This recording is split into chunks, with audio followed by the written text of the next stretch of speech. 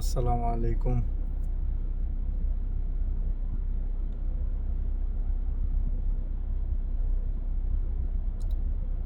আমাদের অধিকাংশ মানুষের জীবন আসলে একটা টক্সিক সময়ের মধ্যে দিয়ে যায়। কখনো কারো ভালো লাগা কাজ করে, আর কখনো কারো ভালো না লাগলেও অন্তত ভেতর থেকে না জোর করে তার প্রতি একটা ভালো লাগা তৈরি করতে হয়। তো ওই যে আপনার ভালো না লাগলেও, সম্মান না করতে চাইলেও জোর করে সম্মান করা, জোর করে তাকে ভালোবাসা, আসলে দুটো মানুষের সম্পর্কে সম্মান, শ্রদ্ধা, একাগ্রতা খুব খুব জরুরি।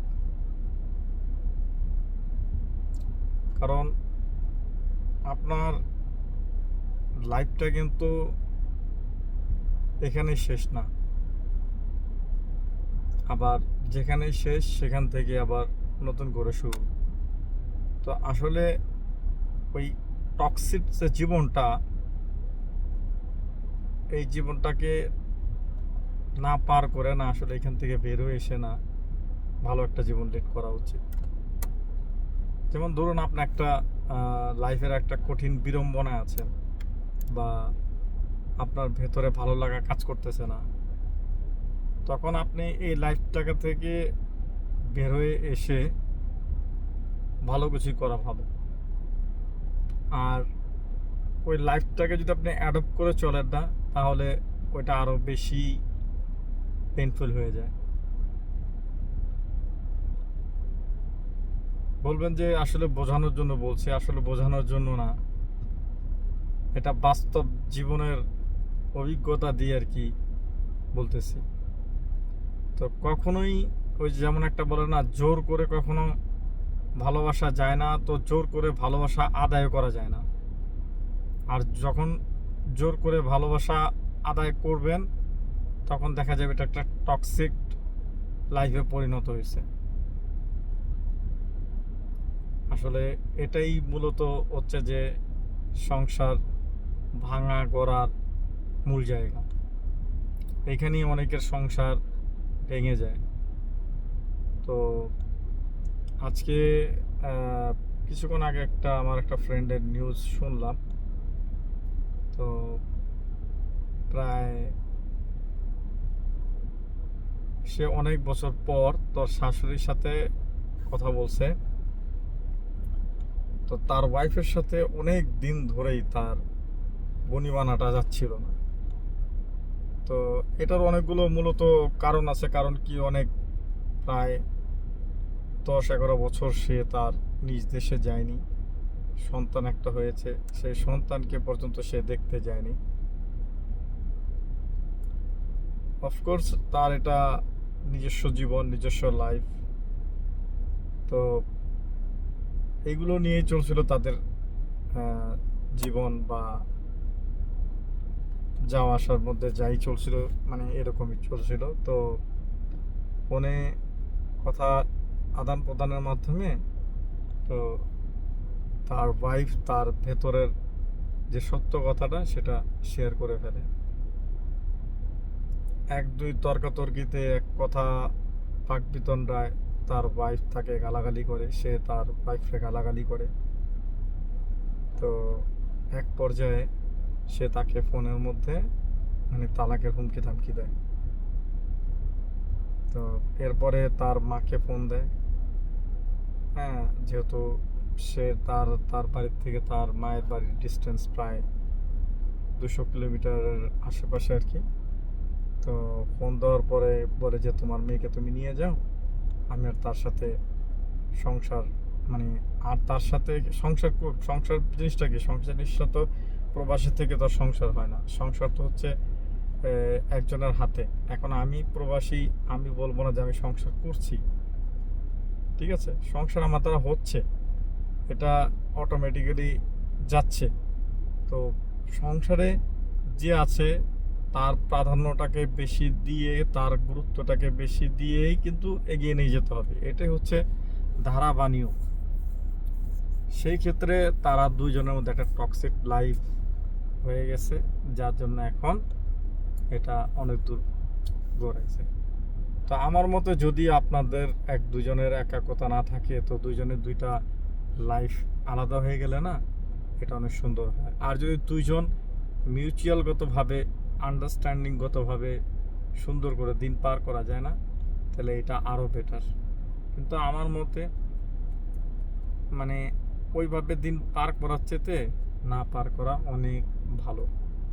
সময়ের আগে সব সিদ্ধান্ত নেওয়াটা খুব ভালো আমি মনে করি, ঠিক আছে। এতে করে তার আগত বাচ্চা, অনাগত বাচ্চা দুটোর জন্যই ভালো। এখন আমার বন্ধুটার বয়স 2 বছর। তো এখন এই জন্য শেয়ার করলাম, কারণ বর্তমান যুগ এমন একটা যুগে পরিণত হয়েছে, এখন আপনার স্ত্রী, আপনার বোন দেখা যাচ্ছে আপনার কথা শুনতেছে না। হ্যাঁ, তো সেখানে যেহেতু কথা শুনতেছে না, আপনি ফাঁকা মাঠে ইসলামিক বুলি দিলে তো আর লাভ হবে না, ইসলামিক কথা শোনালে তো তার লাভ হবে না। ইসলামিক যে ইমপ্লিমেশনটা, যেটা মানে ইসলামিক যে চিন্তাধারাটা আছে, সেটা তো তার উপর আনতে হবে, সেটা তো তাকে অবশ্যই বোঝাতে হবে। তো বর্তমান যুগ, মানুষ মোবাইল খুললে টিকটক, ফেসবুক এগুলো দ্বারা প্রবাহিত। তো এখন এগুলো দ্বারা যেহেতু প্রবাহিত, তো এদেরকে ওই জায়গার থেকে বের করে আনাটা হচ্ছে আরেক ধরনের অন্যায় করা। তো এখন যেহেতু ওটার ভিতরে ঢুকে গেছে, তো ওখান থেকে সহজে চাইলেও বের হয়ে আসতে পারবে না, সবার ক্ষেত্রে এরকম। তো গোড়া থেকে আগে করতে হবে, তারপরে যে একটা সিদ্ধান্ত পৌঁছাতে হবে। এখন বেশিরভাগ স্বামী স্ত্রীর মধ্যেই এই ধরনের বনিবানাটা হয়, স্বামী স্ত্রীর উপর ডিপেন্ড, ঠিক আছে, স্ত্রী স্বামীর উপর কিন্তু ডিপেন্ড না। এখন হচ্ছে গিয়া কর্পোরেট ওয়াইফ, যারা কর্পোরেট ওয়াইফ, যারা বিভিন্ন মাধ্যম থেকে টাকা ইনকাম করে, হ্যাঁ, তাদের লাইফটাকে আপনি চাইলেই আপনার নিজের মতো করে গড়ে তুলতে পারবেন না। সে অলরেডি সেই জিনিসটা দেখে ফেলছে, তাকে চাইলেও আপনি আপনার মতো করে গড়তে পারবেন না। তো ওই জন্য বেশি না করে, বাড়াবাড়ি না করে, হ্যাঁ, যদি একটা টক্সিক লাইফ তৈরি হয়ে যায় সেখানে, তো সেখান থেকে বের হয়ে আসা সবচেয়ে ভালো, সবচেয়ে ভালো। তাহলে নিজেও ভালো থাকবেন, সেও ভালো থাকবে, ঠিক আছে। তো দরকার নাই যে 5জন জননী, তো এখন দেখা গেছে যে এই সরি সন্তান আর ওই শালকরে মারলো গাজীপুরে 2 দিন আগে। তো এটা একটা টক্সিক লাইফের কারণ হয়েছে। তার হয়তো ইনকাম কম, তো সে পরিবার সেভাবেই করতে পারে না, সবসময় বউয়ের ঘ্যানে ঘ্যান ঘ্যান ঘ্যান ঘ্যান ঘ্যান। তো একটা ভালো মানুষের মস্তিষ্ক বিগড়ে গেল। তো এইসব ছোট ছোট যে দুর্ঘটনাগুলো আসলে মূলত এই জায়গাগুলো থেকেই সৃষ্টি হয়েছে, ঠিক আছে। এখন তো বিভিন্ন কাহিনী সামনে আসতেছে। তারপরে রংপুরের একটা নিউজ দেখলাম যে স্বামী স্ত্রীর মাধ্যমে যে স্বামীকে কুপিয়ে হত্যা করেছে স্ত্রী, এটা একটা ঘটনা। তারপরে কিছুদিন আগে স্বামী তার প্রাক্তন স্ত্রীকে, হ্যাঁ, এই পরকীয়ায় ধরতে পায়রা, পরে ওই ছেলেটার সাথে দিয়ে দিল, বিয়ে করাই দিল। তারপরে নিজে যে ট্রেনে উঠাই দিয়ে আসছে, 5 লক্ষ টাকা দিছে, আর তার আগে বলে দিছে যে তুই ভালো থাকিস। এই যে যাওয়ার সময় যে একজন স্বামী তার স্ত্রীকে, প্রবাসী স্বামী তার স্ত্রীকে বলল যে তুই ভালো থাকিস, তো এই কথাটা বলতে পারেন যে কতটুকু ভালোবাসার থেকে সে বলছে।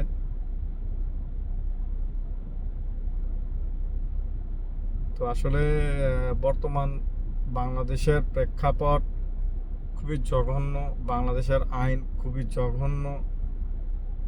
তো আসলে আইনের প্রয়োগ না থাকলে যা হয় সেটারই প্রতিফলন বর্তমানে হচ্ছে।